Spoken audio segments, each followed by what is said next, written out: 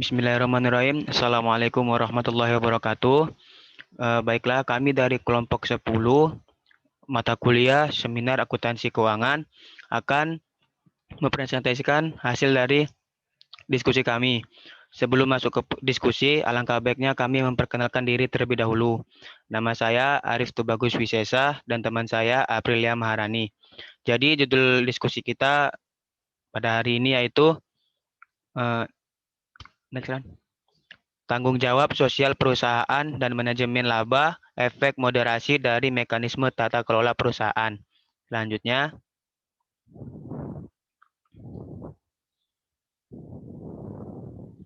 latar belakang. Tanggung jawab sosial perusahaan atau CSR telah terbukti secara signifikan terkait dengan manajemen laba, namun studi yang meneliti bagaimana mekanisme tata kelola perusahaan atau CG dapat mempengaruhi hubungan CSR, EM jarang terjadi. Oleh karena itu, dalam studi ini, kami menguji hubungannya antara CSR dan EM dan kemudian diselidiki apakah CG mekanisme berpotensi memoderasi hubungan CSR-EM. Secara global, masalah CSR telah mendapatkan penerimaan yang lebih luas baik di kalangan pemangku kepentingan maupun organisasi perusahaan. Keterlibatan dalam kegiatan CSR telah menjadi cara yang didukung secara sosial, di mana perusahaan memenuhi harapan kelompok pemangku kepentingan lainnya seperti karyawan, pelanggan, lembaga, dan non-pemerintah, media, dan komunitas tempat mereka berpotensi. Selanjutnya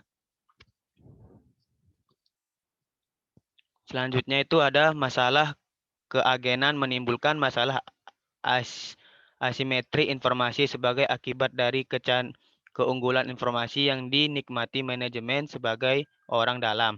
Meskipun prinsip akuntansi yang diterima secara umum memberi ruang untuk melakukan penilaian dan kebijaksanaan dalam proses pelaporan keuangan, penyimpangan kadang-kadang disalahgunakan oleh manajer atau EM untuk potensi keuntungan pribadi. Salah satu cara untuk mengurangi masalah keagenan adalah melalui praktik CG yang efektif. CG mencakup sekumpulan struktur, aturan, dan sistem di dalam dan di luar perusahaan yang melindungi nilai pemegang saham. Selanjutnya,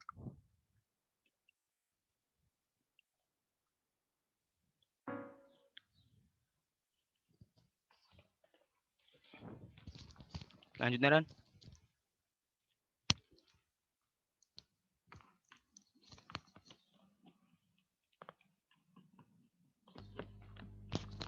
Selanjutnya itu ada tujuan penelitian. Tujuan penelitian ini yaitu untuk menyelidiki hubungan antara A. Tanggung jawab sosial perusahaan atau CSR dan manajemen laba atau EM. Dan B. Menguji apakah mekanisme tata kelola perusahaan CG dapat memodernisasi hubungan CSR-EM. Selanjutnya, metode penelitian.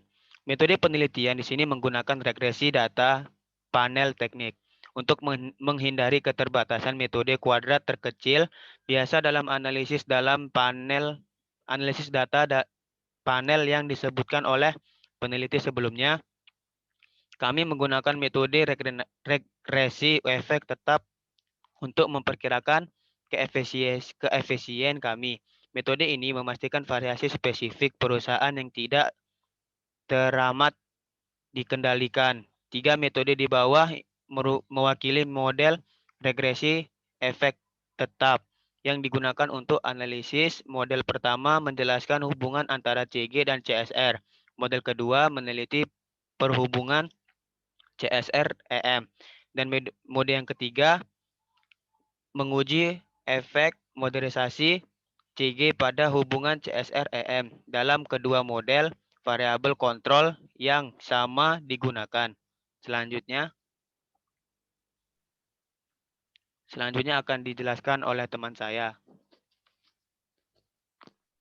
Baik, selanjutnya hasil dan pembahasan. Dalam analisis pertama, kami memeriksa hubungan antara 4 CG mekanisme.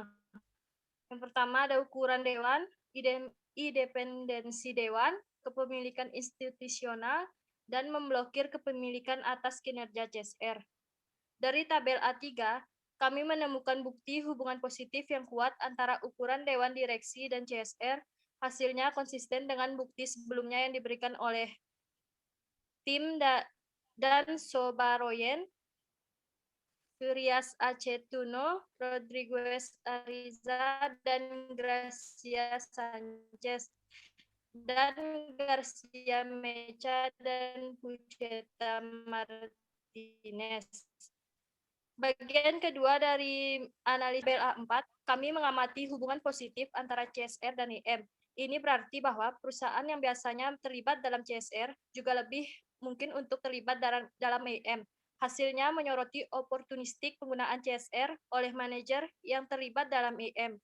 Hasilnya konsisten dengan penelitian sebelumnya yang berpendapat bahwa CSR berpotensi dapat digunakan untuk memajukan kepentingan pribadi manajer.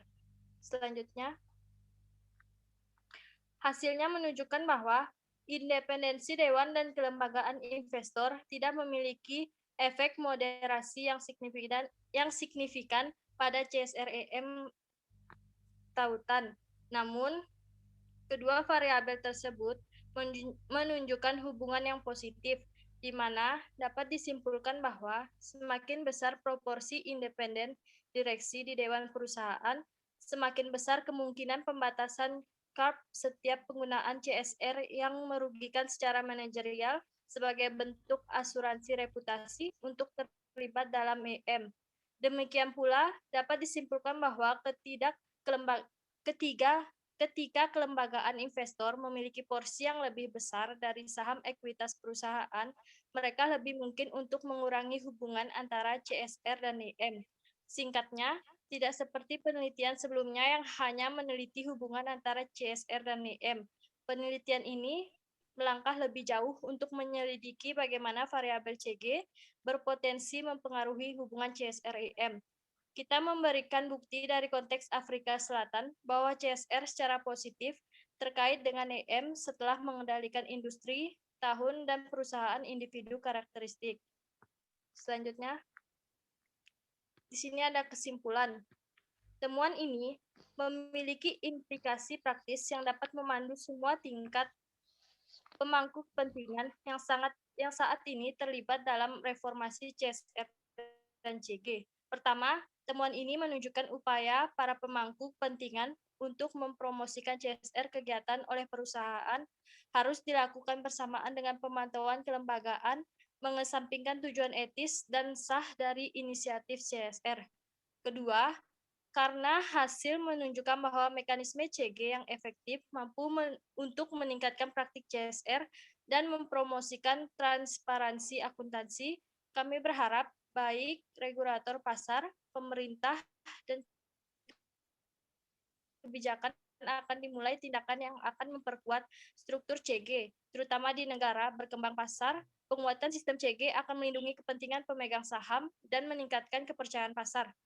Untuk studi selanjutnya, hasilnya menyoroti kebutuhan untuk mengontrol efek potensial variabel CG saat memeriksa hubungan antara CSR dan IM.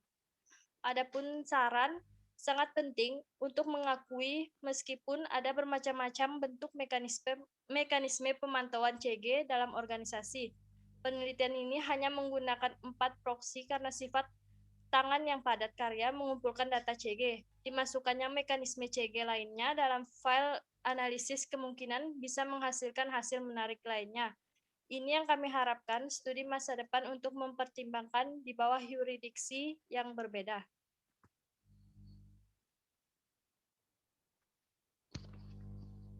Mungkin hanya itu saja pembahasan